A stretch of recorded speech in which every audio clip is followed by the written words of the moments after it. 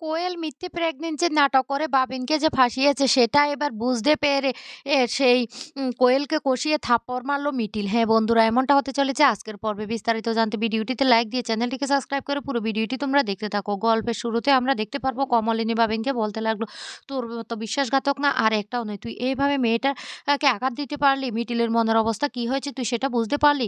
তাহলে মেয়েটা এতদিন পর্যন্ত যে তোর সাথে রিলেশনে জড়িয়েছিল তার তার কি কোনো দাম নেই? তুই এইভাবে মেয়েটাকে ঠকাতে পারলি?" বাবিন তখন বলতে লাগলো, "মা আমার ভুল হয়ে গেছে। আমি বলছি তো।" নতুন কাকু তখন বলতে লাগলো, "শোন বাবিন, তোর ভুল হয়ে গেছে এটা তো বললে হবে না।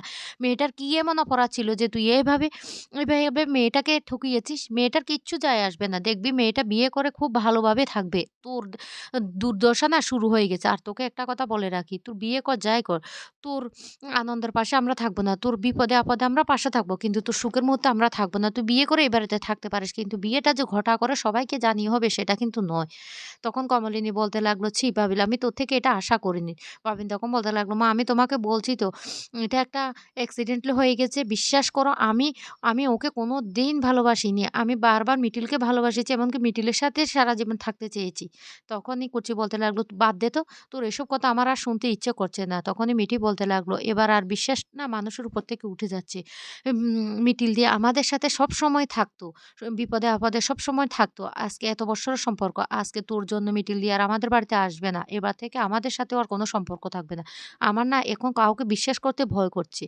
তখন বাবিন বলতে লাগলো, "আমি বলছি তো।" বুবলাই তখন বলতে লাগলো, "শোন বাবিন, এই ঘটনাটা কি করে ঘটে তুই বল?"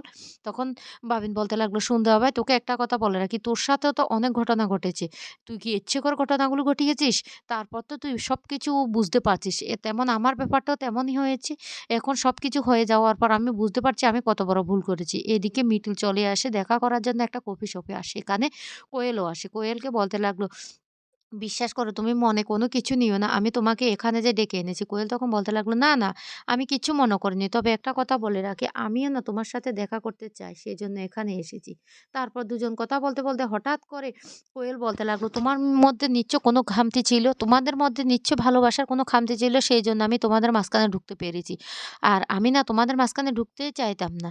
আমি যদি জানতাম তোমার সাথে বাবিনের সম্পর্ক আছে তাহলে আমি জানতাম না। কিন্তু সেই কথাটা আমি জানতে পারি যখন আমি কনসিভ করি। এখন তো আর আমার ফিরে আসা সম্ভব নয়।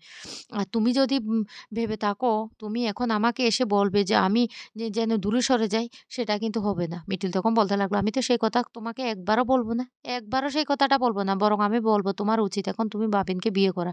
কারণ যে সন্তান আসছে তার কোনো অপরাধ নেই। সে মা-বাবা দুজনের কাছে মানুষ হতে চায়। আর সেজন্য এই সুন্দর শিশুটাকে একটা সুন্দর ভবিষ্যৎ দেওয়ার জন্য মা-বাবা দুজনকে একসাথে থাকতে হবে।" যা শুনে কোয়েল অবাক হয়ে যায়। কোয়েল তখন বলতে লাগলো, "কি বলছো তুমি?" ওই তো মিটিল তখন বলতে লাগলো, "হ্যাঁ, আমি যেটা বলি সেটা কাজে করে দেখাই। আমি একবার যেহেতু বাবিলের থেকে সমস্ত সম্পর্ক শেষ করে দিয়েছি, আমি আর ২য় বার বাবিলের দিকে এগোবে না।" কোয়েল তখন বলতে লাগলো, "জানো, জানো আমার সাথে কি হয়েছে? আমার সাথে ওর রিলেশনটা যখন হয়, তারপর দিন থেকে ও আমার সাথে কথাই বলে না। তারপর থেকে ও কেমন জানি হয়ে গেছে। ও আমার সাথে আর যোগাযোগই রাখে না। এরপরে ও বলেছে আমি যেন ও ওই সন্তানটাকে নষ্ট করে দিই। কিন্তু আমি সেটাতে রাজি হইনি। আমি চাই আমার সন্তানটা পৃথিবীর আলো দেখুক।" তখন এই কথা শুনে মিঠুল বলতে লাগলো, "একদম ঠিক কথা। ওই সন্তানের তো কোনো অপরাধ নেই।"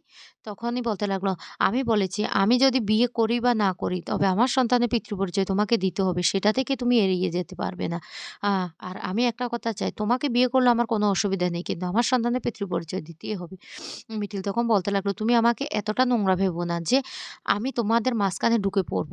আমি কোনোদিন তোমাদের মাঝখানে ঢুকে পড়ব না। যেহেতু আমার ঘামতি ছিল সেইজন্য বাবিন আমার থেকে দূরে চলে গিয়েছে। তাই আমি কোনোদিন তোমাদের মাঝখানে ঢুকবো না।" এই কথা বলার সাথে, সাথে তখন কোয়েল বলতে লাগলো, "শুনো তোমাকে একটা কথা বলে রাখি। বাবিন না এরপর থেকে আমার সাথে যোগাযোগ করেনি। কিন্তু এখন বারবার বাবিন আমাকে চাপ সৃষ্টি করছে ওই সন্তানটাকে যেন নষ্ট করে ফেলি।" তখন মিঠিল বলতে লাগলো, "না এটা তুমি একদম করো না। তবে আমি তোমাদের বাড়িতে যাওয়া আসা করব। সেটা হলো কাকিমার জন্য, বাবিনের মায়ের জন্য। ও না অনেক ভালো মানুষ। উনার সাথে চলাফেরা করতে, করতে আমি না উনার প্রতি এতটাই মায়া পড়ে গিয়েছি যে উনাকে ছাড়া আমি থাকতে পারব না। তবে এ কথা ভেবো না আমি তোমাদের মাঝখানে ঢোকার জন্য তোমাদের বাড়িতে যাব। আমি যাব শুধু কাকিমার সাথে দেখা করতে।" এই কথাটা বলতে তখন বলতে লাগলো, "ঠিক আছে তুমি যাও আর নাই যাও। ও তাতে আমার কোনো আপত্তি নেই।" তখন মিটিল বলতে লাগলো, "শোনো, তোমার সন্তানকে বড় করতে হলে তো একটা সুন্দর পরিবারের দরকার। আর সত্যি ওই পরিবারের মানুষগুলো না খুবই ভালো, খুবই ভালো। তবে তোমাকে না বিয়েটা করতে হবে, তারপর দেখবে সবাই সবকিছু মেনে নেবে। আশা করি এত তাড়াতাড়ি সবাই বিয়েতে মত দেবে সেটা হতে পারে না।" তখনই হঠাৎ করে কোয়েল বলে উঠে, "কেউ যদি মত না দেয় তাতে তো আমাদের কোনো আপত্তি নেই। আমরা দুজন যদি এক হতে যাই তাহলে বাইরের কার আপত্তি আছে না আছে সেটা আমরা ভেবে দেখি কি করব?" মিটিল তখন বলতে লাগলো, "এটা কি ধরনের কথা বলছো তুমি? ওর পরিবার যেহেতু ওর পরিবারকে তো তোমাকে মানিয়ে গুছিয়ে তারপরটা করতে হবে। তোমার পরিবার কি জানে?" এই কথা বলার সাথে, সাথে তখন কোয়েল বলতে লাগলো, "আমার মা জানে সবটা।" তখনই বলতে লাগলো, "হ্যাঁ, ওর পরিবার আপত্তি করবে। ও আপত্তি করারই কথা। কারণ এতদিন পর্যন্ত ও আমার সাথে রিলেশন এ ছিল। সবাই জানে আমি ওর বউ হবো। তাহলে হঠাৎ করে তুমি মাঝখানে এসেছো।" তখনই মেয়েটা বলতে লাগলো, "হ্যাঁ, আমি মাঝখানে এসেছি। কিন্তু সেই জায়গাটা তো আমাকে বাবিন দিয়েছে। বাবিন না দিলে কি আমি মাঝখানে আসতে পারতাম? এখন ওরা আপত্তি করবে এটা আবার কেন? আর ওদের আপত্তিটা বা আমি শুনতে যাব কেন? আর আমি যতটুকু শুনেছি আমি তো জানি বাবিনের মার ও ও ২য় বিয়ে হয়েছে। বাবিনের মাও তো আরেকজনকে বিয়ে করেছে। তাহলে উনি যদি এই বয়সে এসে এই কাজটা করতে পারেন তাহলে আমি কেন পারব না?" এই কথা বলার সাথে, সাথে প্রচন্ড রেগে যায় মিটিল। অন্যদিকে দেখা যায় কমলিনী বলতে লাগলো, "তুই আমাকে মা বলে ডাকবি না। আমি তোকে মানুষই করতে পারলাম না।" নতুন কাকু তখন বলতে লাগলো, "শোন বাবি, তোদেরকে ছোটবেলা থেকে আমি একটু, একটু করে বড় করেছি। কিন্তু তোদেরকে না আমি ভালো শিক্ষাটা দিতে পারলাম না। তোরা যদি আজকে শিক্ষাটা পেতি তাহলে এই কাজটা করতে পারতি না।"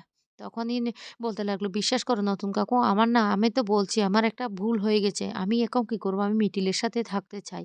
এ কথা বলার সাথে, সাথে কমলিনীর শাশুড়ি তখন বলতে লাগলো, "বাবিন, এটা কি ধরনের কথাবার্তা? তুই একবার বলবি এই মেয়ের সাথে থাকতে চাই, ও আরেকবার বলবি তুই ওই মেয়ের সাথে থাকতে চাস। তুই কি ২ টা মেয়ের সাথে একসাথে থাকতে পারবি? এটা তো হতে পারে না। তবে বল মেয়েটা নাম কি? মেয়েটা পড়ালেখা আছে কিনা?" তখনই বলতে লাগলো, "মেয়েটার নাম কোয়েল আর লেখাপড়া আছে।" কমলিনী তখন বলতে লাগলো, "লেখাপড়ার সিঁড়ি যে কতটুকু সেটা এবার আমি বুঝতে পারছি। সত্যি যদি লেখাপড়া জানতো তাহলে ও কি করে তোর সাথে এভাবে সম্পর্কে জড়িয়ে যায়? এ কি করে পারল? একটা অপরিচিত ছেলের সাথে। আর মেয়েটাকে বা একা দোষ দিয়ে কি করব? তোরও তো দোষ আছে। আর মিটিল মেয়েটা যে এত বছর পর্যন্ত তোর পিছনে এত কিছু ইনভেস্ট করেছে তাতে তার কি লাভ হলো? বল, কি লাভ হলো? কি লাভ হয়ে গেল?"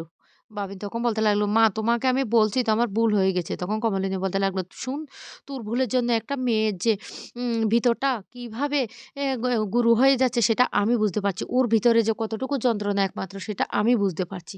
যা শুনে তখন আ ন অবাক হয়ে তাকিয়ে থাকে বাবিন। এইদিকে কমলিনীর নামে নিন্দে করায় মিটিল প্রচন্ড রেগে যায়। মিটিল তখন বলতে লাগলো, "তুমি কি বলতে চাইছো?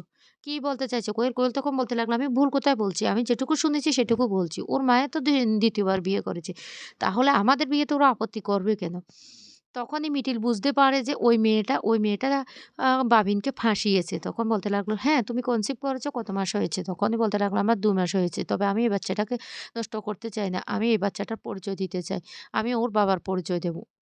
আমাকে বিয়ে করুক আর না করুক।"